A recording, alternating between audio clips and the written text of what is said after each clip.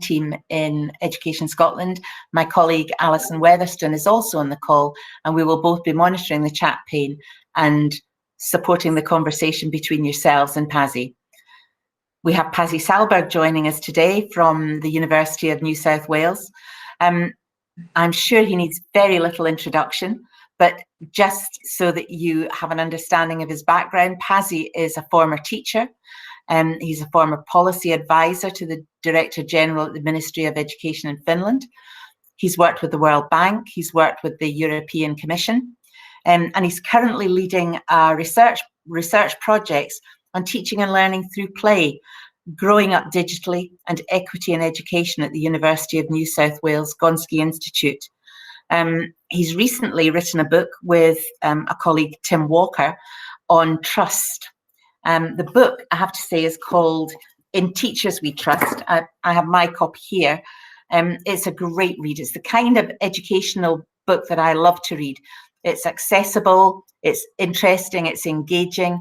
It's not an academic tome, but it has great academic references. And so it's one that you can pick up and read and get such inspiration from. So I would highly recommend it.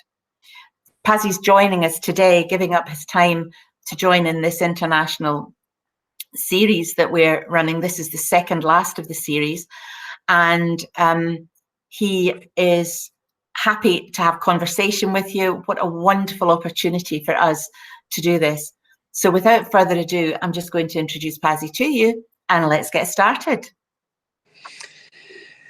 Thank you very much, Annette, for the introduction, and thank you and your colleagues over there in Scotland for inviting me to this very important breakfast series for teachers. And hello, everyone, wherever you are. I hope that you are keeping up relatively well within these very difficult times. I'm joining you from Sydney, Australia. And as we always do here, we acknowledge the traditional owners and custodians of the land. I am currently on Gadigal land, and I want to pay my respects to elders past, present, and those emerging. We are celebrating here now the Reconciliation Week. That is kind of an annual or continuous reminder for everybody in this country of the long and rich history that Australia has had. We have a longest living culture here. People have been living and educating people here in this country for more than 60,000 years. Maybe in this part a little bit less, but it's a really rich history. And when I think about education here in Australia, I often ask myself that how much of these things that we are talking about this morning and in many other events like this actually were here already thousands of years before, when people were successfully raising their children and educating them how to live in a harmony with the land and country and nature. So that's where I am, and I have quite a bit of experience with Scotland and schools. I've seen many schools there. I have been last 5 years a member of the International Council for Education Advisors to your first minister during the previous government, and I understand that we're going to continue with your new Minister of Education with this new government as well. That has been a really interesting platform to hear the voices and meet many of your colleagues there during the last 5 years in schools and in different venues and events.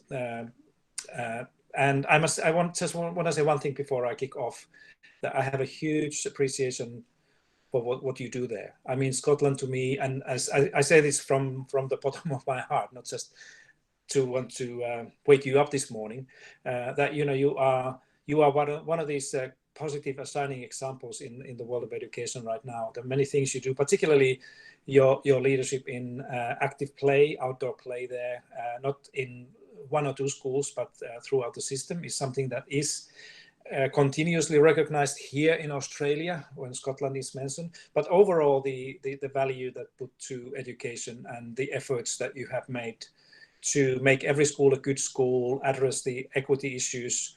Of course, there's always more to do that we can do, but I just never forget this one, my Scottish colleagues there, that you are doing wonderful things, and you have a very strong and positive education system as it's seen by many and most of the foreign observers, including myself and many of the colleagues. So let me take a few minutes to give a kind of an introduction to this, what I would love to have more of a conversation rather than a monologue. I would like to just, get into these trust things. And as you heard from Annette, just about a couple of months ago, Tim Walker and myself, we published a book called In Teachers We Trust that has been a kind of a longer process. And it started with the notion, first of all, Tim Walker is an American primary school teacher who married a Finn. They lived in the United States for a few years, and then they have 3 children now. They moved to Finland to have their kids a different alternative education compared to the one in the United States. And I met Tim already probably 10 years ago when my Finnish lessons book was published for the first time in 2011. And I remember the first meetings when we were sitting down in one of the coffee shops in Helsinki, that we both had this question in mind that, how do we explain this thing that we hear? We both have heard from scores of education tourists in Finland by then, that what they take away from their visits to Finnish schools and classrooms and talking to principals and teachers, most of these people say that trust is the thing. That in Finland, teachers are trusted and schools are trusted to do what they are supposed to do, and that's why everybody's doing better than elsewhere.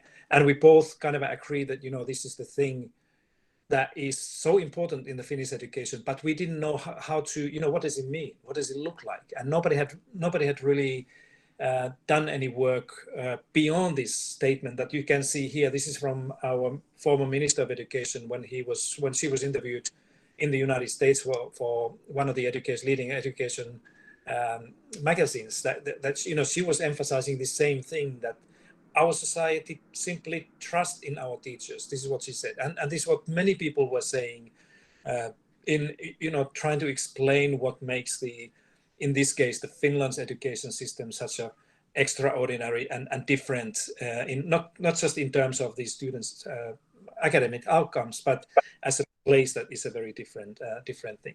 So we decided to start to work on this book and collect information from basically around the world, but certainly from the Finnish classrooms and teachers.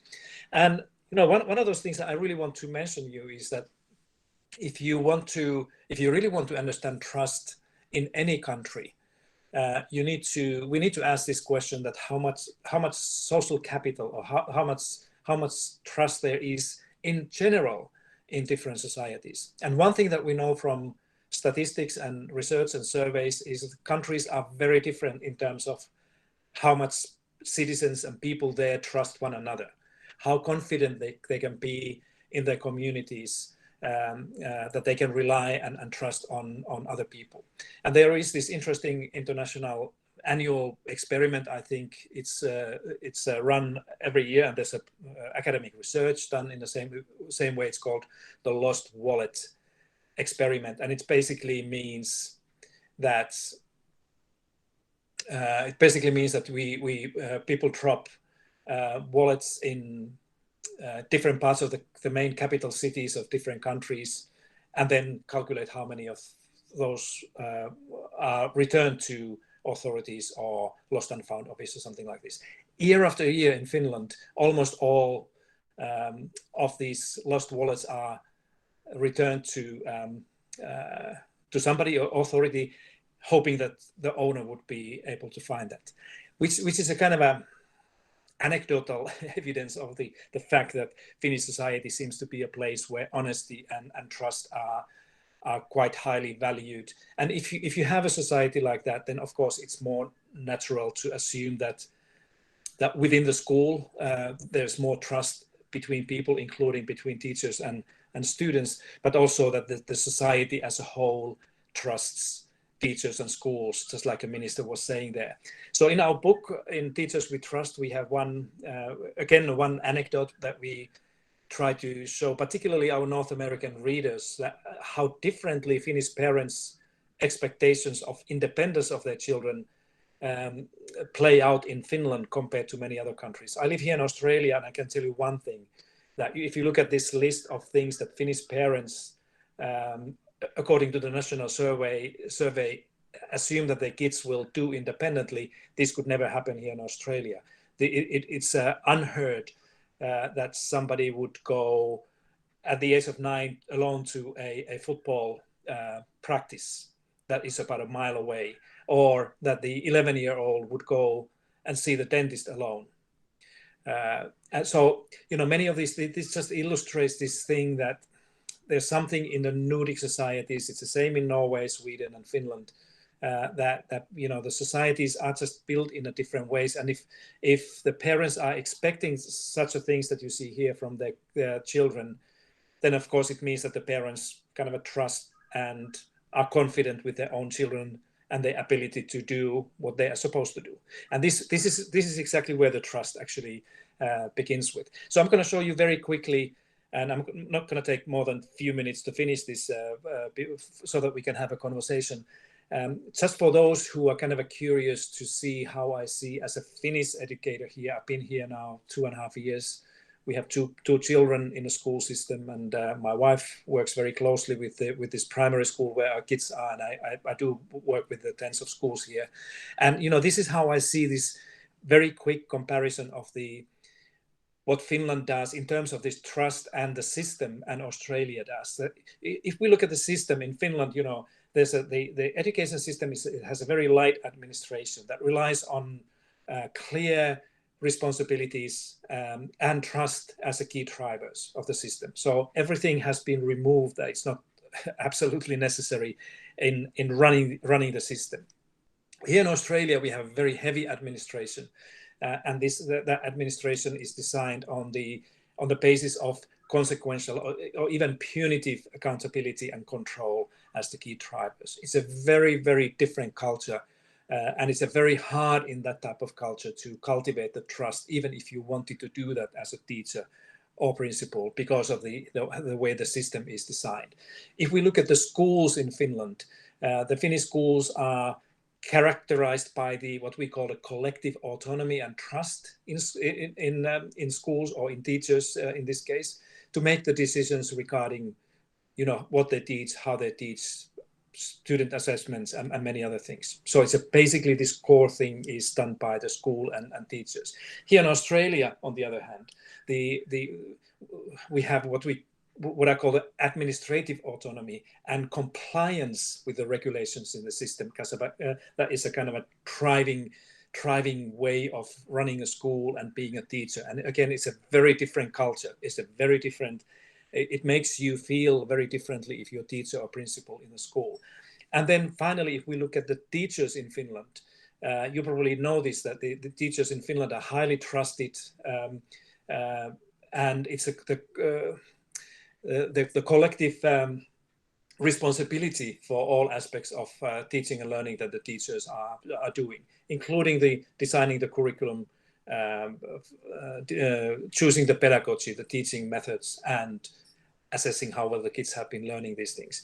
Again, here in Australia, the teaching profession is closely controlled by the authorities and by the system, and the teachers are individually held accountable for the compliance with the mandated teaching and learning standards. So these pictures here, this is my bicycle here that you see, and it is a Tour de France bike. It's a very expensive and very simple thing. And I show you this bicycle here because it's like a Finnish education system, a Finnish school. There's nothing unnecessary in this bike. You take one thing away and it's not bicycle anymore. It doesn't work anymore. You cannot take anything away. And that's the kind of a beauty of the Finnish system. It's designed like the Tour de France bicycle or the Sydney Opera House or some other things.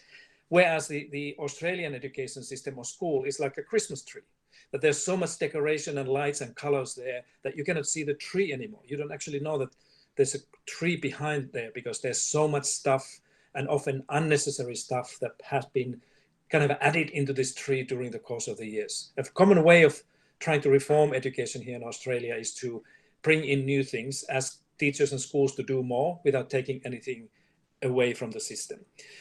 So finally, these are the essential elements in building and maintaining high trust in Finland. These three things that I think are the core and the heart of the way the Finnish system works. The school-based curriculum that is kind of building the trust in the process of education. Every school in Finland have their own curriculum, and they do it according to the very broad kind of a framework. It's much broader than your curriculum for excellence in Scotland. But then the work of the school is to design their own curriculum based on this. And that's where the system is trusting schools to do the good thing, do the right thing, do the best thing that fits for their school and their community and kids in this planning and designing this curriculum thing. Then, of course, teachers are leading the pedagogical decision-making and development in the Finnish schools. There's nothing really that would require them to do or teach in a certain or particular way. Again, there's a trust in teachers' judgment to figure out and find out what are the best ways to teach. Here in Australia, again, this is a very different thing. There's a lot of pressure from the system to use so-called evidence-based pedagogies or teaching methods that most teachers don't kind of understand what it means, because what teachers do is always more or less based on some sort of evidence. Not necessarily always the same evidence that the authorities or others do, but teachers base their decision making already in the kind of their own professional judgment. And then finally, trust in students, in a sense that assessment in Finland is focused on student learning. There are no standardized assessments in the Finnish system. It's all done by teachers and schools.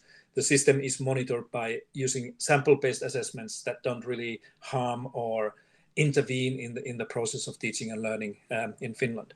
So my conclusion here is that, this pandemic, regardless of the horrible pain and suffering that it has caused in many communities and families and individual people, that we are learning something out of this.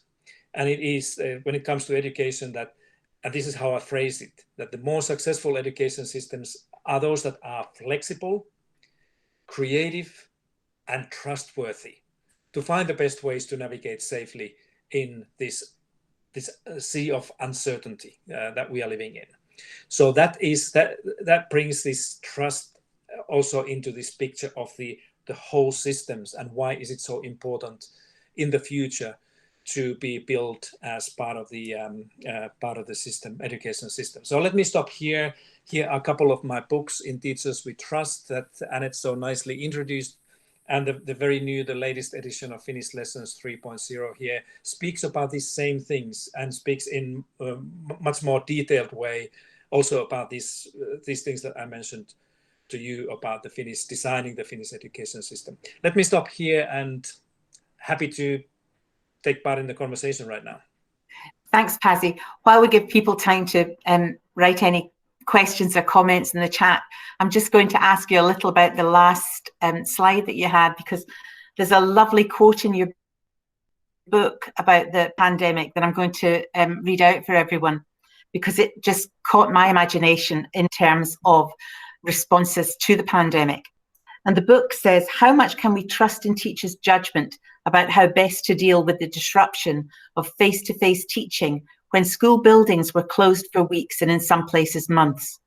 A common notion in many countries was that where schools have a strong culture of trust among educators, and especially between teachers and parents, necessary shifts to distance learning and education happened more smoothly. Can you talk a wee bit more about your experience of that? Because it just makes such good sense. Yeah, of course. I think it's very important for everybody to understand that, we have no research evidence yet about the pandemic and COVID and education. So most of the things you read or what you hear from me now is not based on research, because simply the research is not there. This is a kind of a thing that is evolving and happening as we speak, and we can only speak about the kind of a best evidence that we can have. So it may be surveys that have been done or collecting opinions or comments from people. But and this thing that you mentioned is simply based on my observations in Finland and here in Australia. As you saw, these two things that, the Australian education systems and the states and territories here, they have their own ways of organizing education, but they all share these same types of things of, compliance, lack of flexibility, very kind of a rigid structures in many ways. And, I was here when this COVID started to hit the schools. And as I said, that we have been very closely following many schools, and particularly our the school where our boys go. And it was like, what I saw here was that, and it's a great school. I'm not saying that the school was a kind of a waiting that, okay, we have to wait that the department will tell us what to do next. And I said, why do you wait? Because, you have all these adults there, and, you know what to do. You don't need to wait for things. And as you know, that Australia, New South Wales has had a much easier life in this respect. That schools were closed exactly a year ago for a few weeks. Victorian schools are basically closed as we speak now, but they were closed 112 days last year. So it's different here in Australia. But when I compare this to what happened in Finland, and I'm not saying that it's better or worse, but it's just simply different. And what happened there was that when the government announced in the 16th of March last year that all the public institutions buildings will be closed, that it meant that most of the children couldn't go to school. It didn't create this feeling in the schools that they have to wait for somebody to come and tell how to handle this thing. How do we move from in-person teaching and learning to remote learning? Basically, what the Prime Minister and the government said to the schools that we trust your judgment. Go and figure out what is how in your community and school you would organize this. And you know what? Schools did it.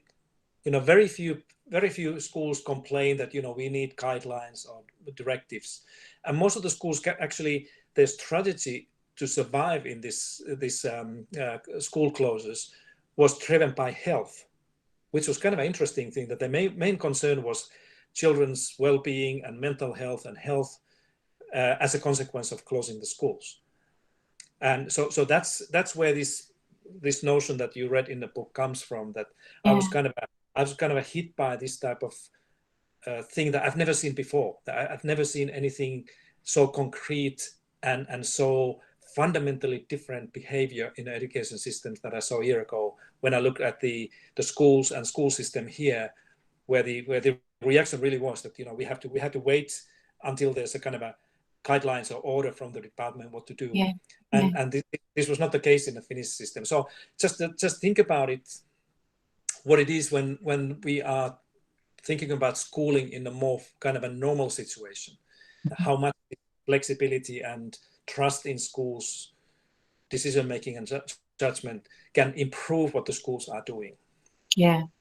Thank you so much for that. We've got some people in the chat pane now just ready to come in. Ali Allen, would you like to open your mic, Ali, and ask Pasi your question? Oh, good morning, Pasi. I was just really interested, and thanks, Annette. I was really interested in your thoughts about education, the educational system in Scotland, and where you feel we are at the moment in terms of our strengths and our challenges. I actually heard you speak at an ADES conference about 8 years ago, and that was the first time I heard you speak, and it was really, really interesting. And I thought it would be good to get your view on where you think we are now, because we've moved forward as a system considerably, and it was just to get your thoughts on that. Yeah, I have to, when I say something like this, I'm not saying this as a member of the advisory council, so it's very important to that what I say doesn't represent the official views of the council.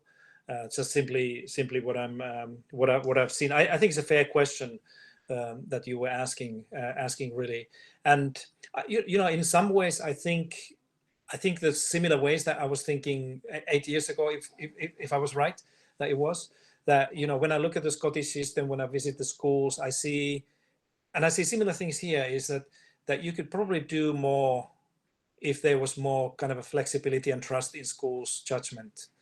And I remember now of course I haven't been in schools because of this COVID, and our meetings have been kind of a distance meetings, but every time when we went to school, I had the same feeling that I see so kind of so much energy and power in the schools. And this is what I repeatedly said this to John Sweeney when we had these meetings, and even your first minister, when they were asking kind of the council members' views when we came from all around the different parts of the world. I always said this. I said that every time I see you visit your schools and see what the teachers and kids are doing, I can see that they have much more capacity to do things that we give them credit for. And I still think that, I'm not so kind of interested in, there may be different views about your curriculum for excellence and your assessment systems and others, but those are what they are. But the more important things for me are the kind of fundamental things in your school system. And I think that I still would argue the same thing, that you have been in the right way, and you have, as you said, you have made a lot of progress. You have made a significant progress in trying to build more collaboration between the regions and schools through the leadership. That is an excellent thing. You are one of the world's leading like a system-wide movers and shakers in play, in this outdoor play thing. That is an excellent accomplishment. But I still, again, if you insist me to say like one thing that could be done, I would still think that loosening up a little bit this authority and control over schools, and because you can only do that if you trust teachers more. That's why it's so important. And then see what happens. And again, I remember talking about this number of times, and I said, I'm not saying that if you did that in Scotland, that you wouldn't have schools or individual teachers or principals who would find themselves in a trouble. Of course, this is exactly what we did in Finland, that we had schools that didn't know actually what to do, or they made wrong calls and made mistakes. But then you have a strong administration in Scotland filled with the very experienced people. And I think, part of this administration's attention and responsibility should be to, focus to help those schools and individual teachers and principals who need help to move on.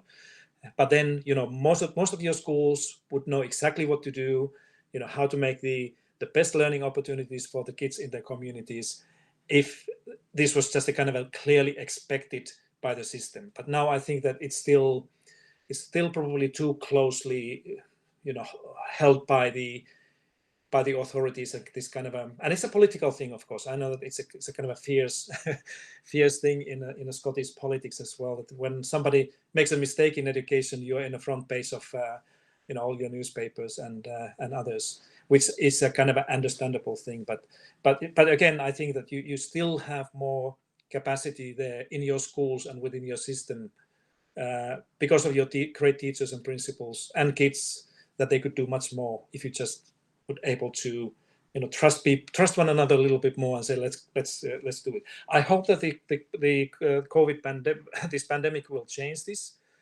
because if we take this lesson seriously, what I mentioned, that this trustworthiness will be one of these key values that we will take away. So we hopefully understand that let's rely and trust on one another more than we have done, and good things will happen. Thanks. Alison, do we have someone in the chat pane you'd like to bring in? Yes, Annette. Tracy Mcdermott. So thinking about this climate of trust, Tracy has a question around that. Tracy, do you want to open your mic and come in? Thank you, Alison. Good morning. I would like to ask, how important is it that professional learning is teacher-led if we're to establish this climate of trust? Did you say traditional learning? Teacher-led professional learning. Okay. Yeah. It depends what we mean by that. Whether it's a teacher, if it's collectively led by teachers, I think that's what the most professional learning should be all about. And that's what, again, if we look at the international good experiences and good cases, like some places in Canada, and even here in Australia, that when the professional learning has been collectively led and built on teachers and schools initiatives, that what it should be. But if the teacher-led professional learning means that teachers can spend their time and money on whatever they like, I don't think that it's always necessarily a good thing. But this collective autonomy that I mentioned is a kind of a neat concept and idea that is a very typical, very common in Finland also within this professional learning thing, because collective autonomy for me, it means that the teachers have more freedom from the authority from the system, but they have less freedom from one another, so that they, in the context of this professional learning, teacher-led professional learning, it would mean that, if I belong to the teacher collective in a school, what I do for my professional learning should be somehow linked to this collective need of the school, rather than just my individual. I'm not saying that it should never happen, but those are the kind of the best things, that if the teachers collectively and together as a community of professionals have a kind of a autonomy to decide how they want to improve their own work, I think that's what the global evidence is showing can be the most effective way of doing that. Is this answer to your question, or did I completely miss the target? No, thank you. That was really helpful.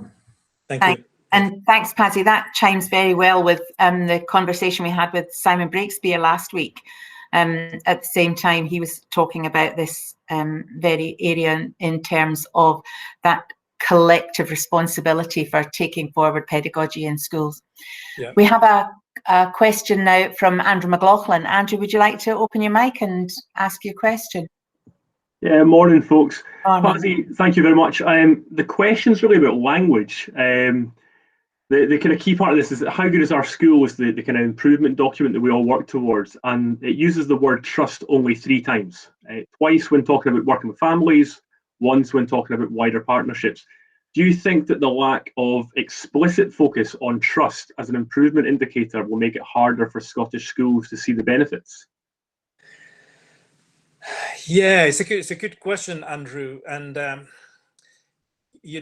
if this was, if Scotland was the country where you only had one document that would be describing what the education system should do, I would be worried about this fact that it's only mentioned 3 times. And but since you have so many, I often use Scotland as an example of the best documented education system in the world. I mean, you have a strategy and plan and white paper and brown paper, whatever they called, for almost anything that you can imagine. Once I asked in one of these meetings, I asked somebody to show us the kind of a document framework, strategies and papers about what schools should be doing. And there's so many of them. Like there's almost everything. And because of this, I wouldn't probably say that that's the lack of using the word trust is the thing or the reason for anything. But at the same time, I would say that it would be actually good to see trust in teachers and trust within schools more clearly articulated in some of these documents. It doesn't necessarily always have to be directly written in a way that we are building trust in one another or teachers or kids, because this is exactly what happened in Finland, that we actually did things that meant trust, and that's much more important than having a word. Let me give you a couple of examples. I had just finished my term as a mathematics and science teacher in Finnish school and joined the ministry or department of education there. And we had a kind of a hard question before us, and it was that how do we kind of rethink the Finnish education system in early 1990s, when there was a huge economic downturn, particularly in Finland, that was relying on the Soviet Union's trade and many other things. And somebody there, it was not me, but somebody else said that, okay, let's do less of those things that are costly in the system.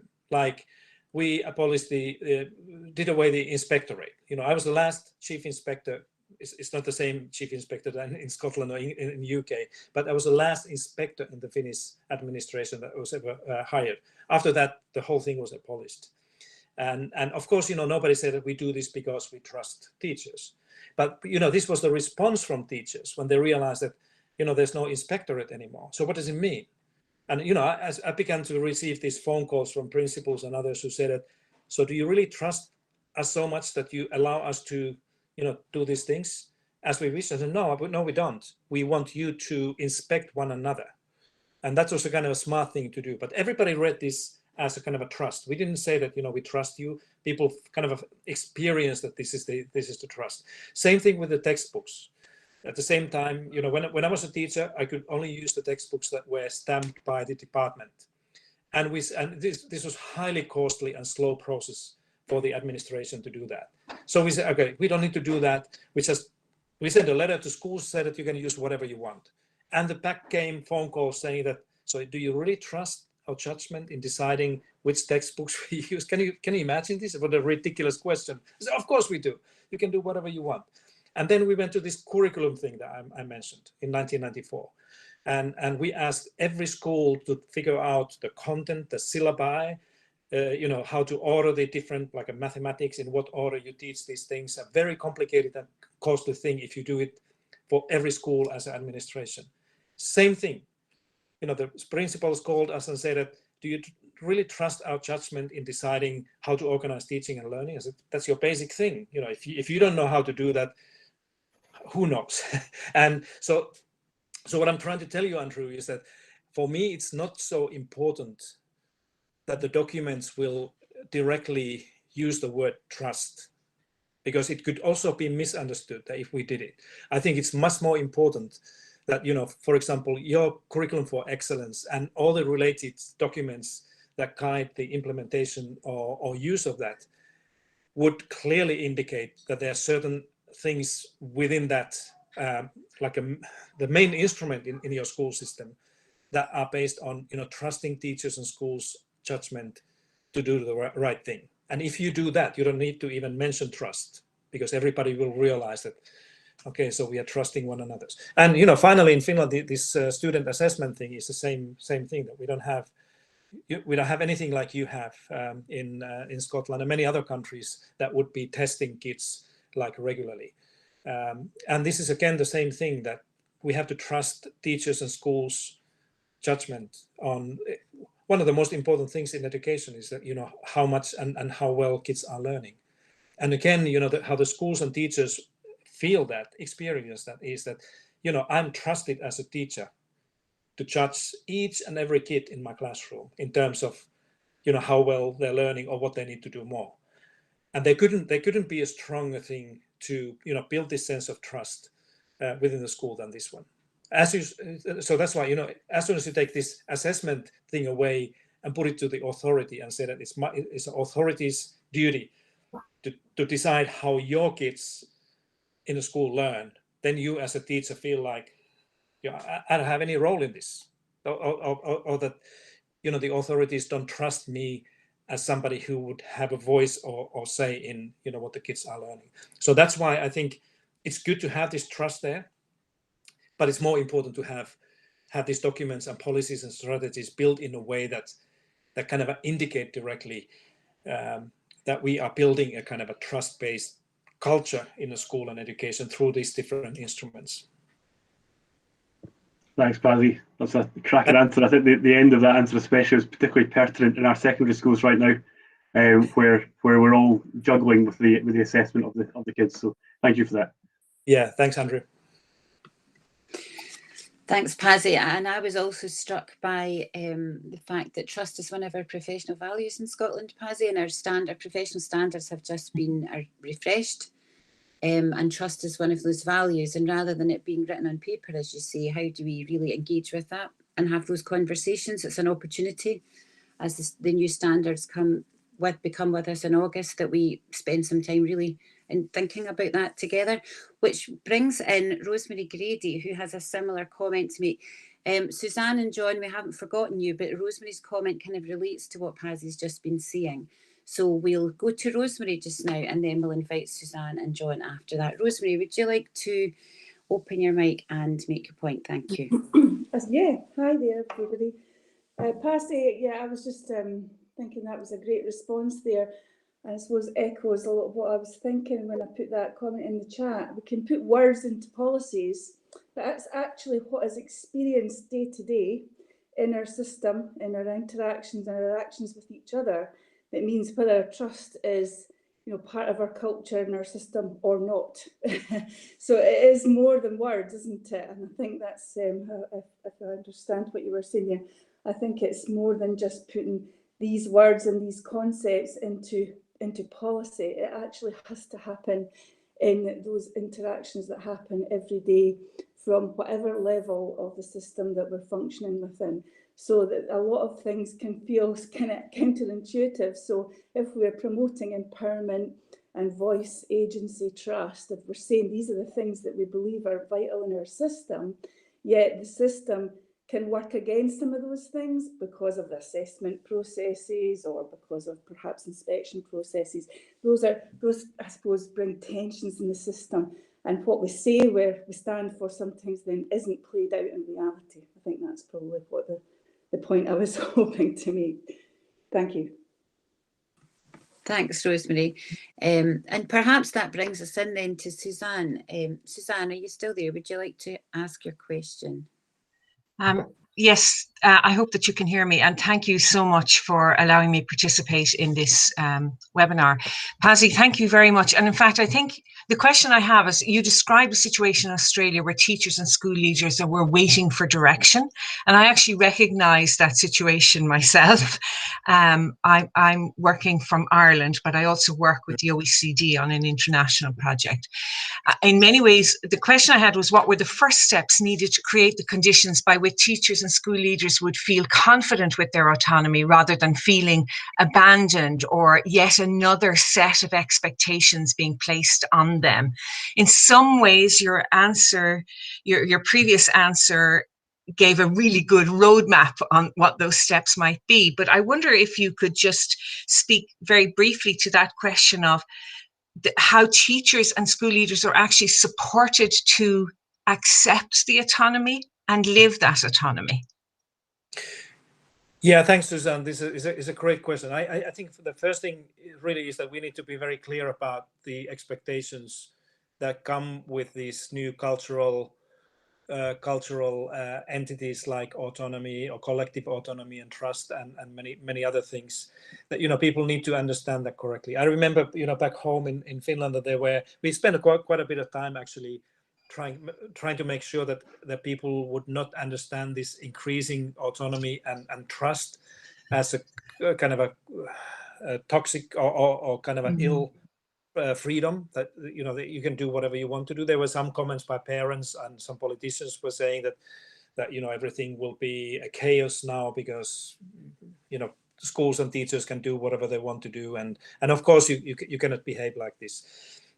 And so that's why the expectations are extremely important. But then I think what is even more important, and you know that very well in Scotland, I don't need to remind you of this, is the even deeper collaboration within the schools and between the schools.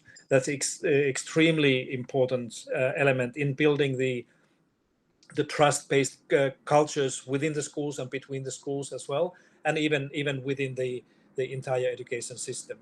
And that's why I think anywhere like here in Australia where there's a lot of competition between the schools are competing over enrollments and they try to get the best kids in the school or avoid having enrolling certain types of kids. It's not supportive and healthy for this deeper collaboration between the schools. So I think as soon as there are good and solid investments in kind of a building collaborative cultures within the education systems, that I think that you have done quite well in Scotland, that this will help to also teachers feel and experience, you know, these new expectations in a different ways.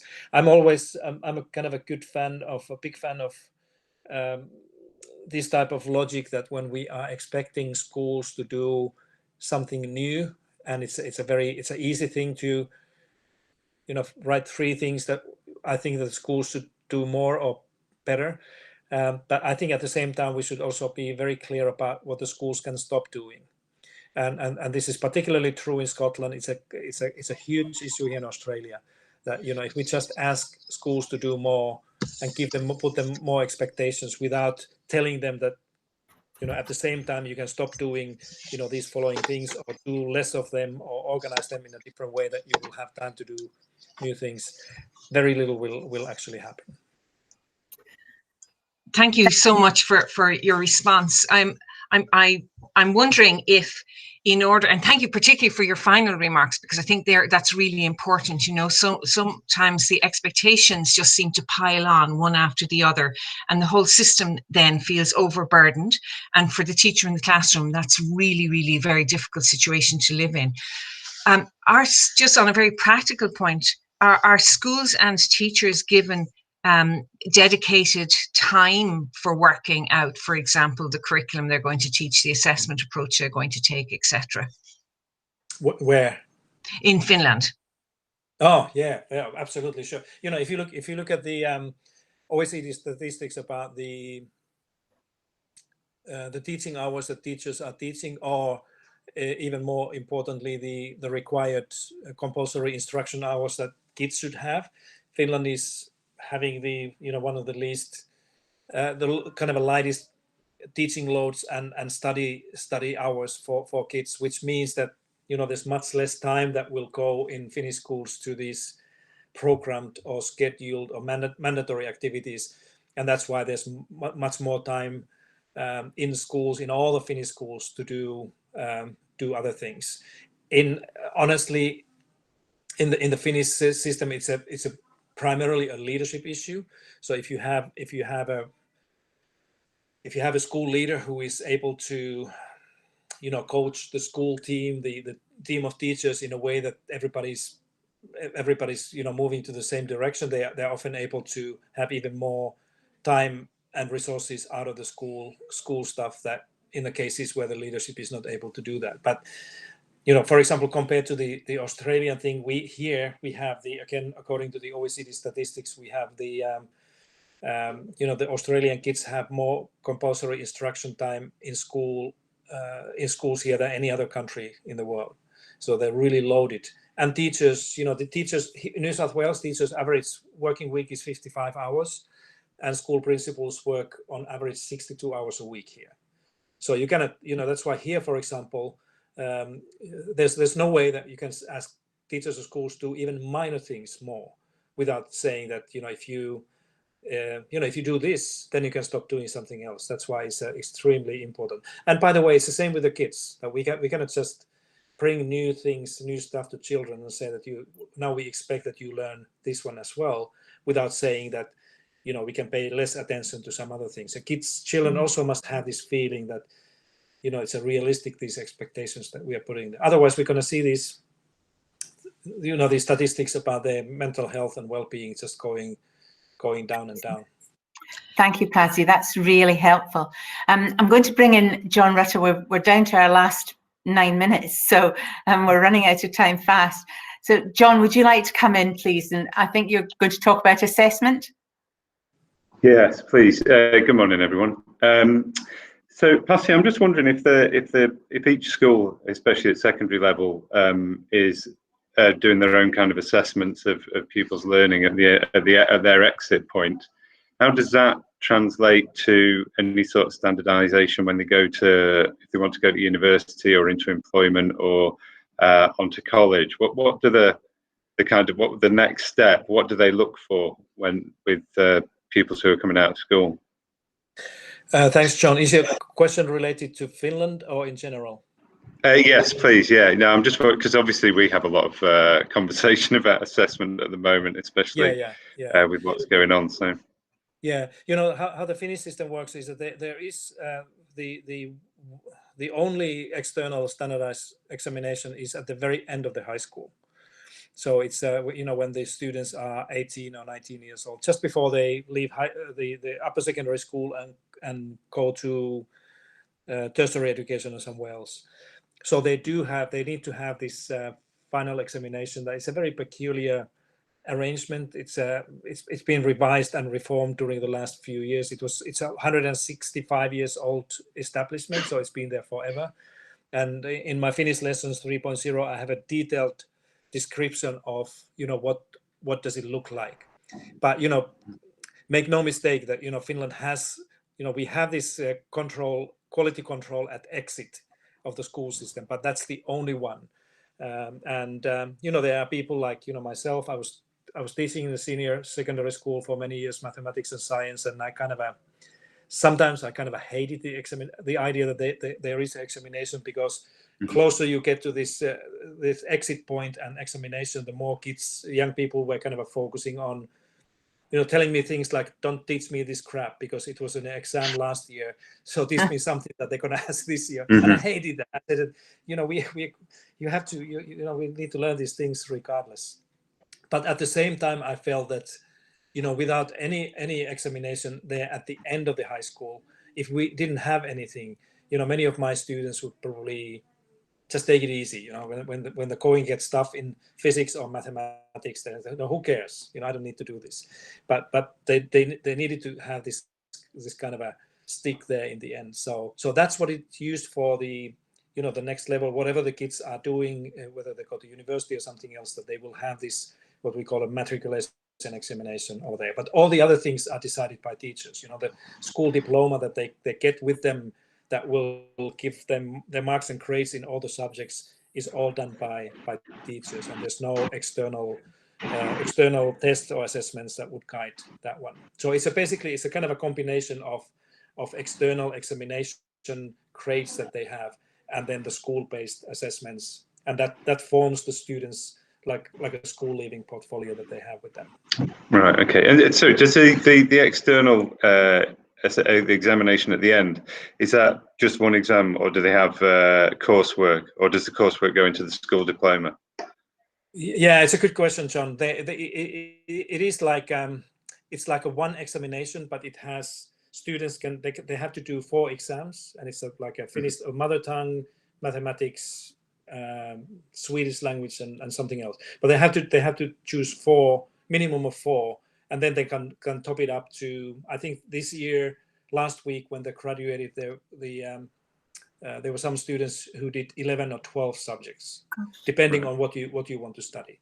And now, when I went to school, there was like a 1-2 week period in the spring when you had to take all these exams. So I had to take 2 weeks, and every other day there was a different exam that I had to do. But now what the schools are doing is that it's kind of a distributed along the period of 12 months. So you can start in the spring, do some exams, then in the fall, and then come in the spring, and you build this examination then as you wish, which is much more kind of a student-friendly way to do that. So that's how it works. And it's interesting. It is a standardized test or assessment, but it's one of those elements in a Finnish system that is, I think it's liked by most and hated by some few people, teachers and kids as well. But interestingly, most young people really like it. They when 18 or 19, you understand the challenge and the pressure that is put on you, and so you want to see how you deal with that. But that's the only one, the only exam that we do. Okay, thank you very much.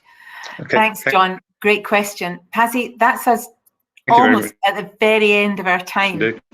And it's been an absolute joy and inspiration for us this morning to have this conversation with you. I'm just going to leave people with one thought from your book, because it tickled my fancy enormously. It was the title of one of your chapters, and the chapter heading was "Schools Change at the Speed of Trust." And that building of culture doesn't happen overnight, but how we do that together is very critical and important for our school system. So thank you very much for taking the time with us this morning to talk these things through. And thank you to everybody who's joined in the conversation. It's been great to have your viewpoints and adding in to deepen and enrich this session. So we're very grateful for your time. And I'm sure most of you are dashing off now into class or into school. So thank you very much for your time. Pasi, our enormous thanks to you for your freely given time. And I'm sure people will now go off and read the book if they haven't already, because there's some really good insights into that notion of cultural change. And I love the way the book's set out with reflective questions, things to consider, strategic change points. It supports your reading very fully. So thank you very much. It's been our absolute privilege to have you with us this morning. Again, Annette and colleagues, thank you so much for having me, and everybody who's still on the line there. Thank you for what you do every day in your schools, and keep the faith in these very difficult times. You're doing wonderful things, and the world is watching what is happening in the Scotland's education. You are role models for many, and you have been a role model for myself as well. So keep on doing a good job, and look after yourselves and your health and the health and well-being of the loved ones over there. And hope to see you soon there in Scotland. We'd look forward to it. Thank you so much, Pasi. Just a quick reminder, we've got Avis Glaze next. She is our final speaker on the 14th of June, and I'm sure we're all looking forward to that too. Have a good day, everybody. Bye. Thanks. Bye. Thank you. Bye. Thank you.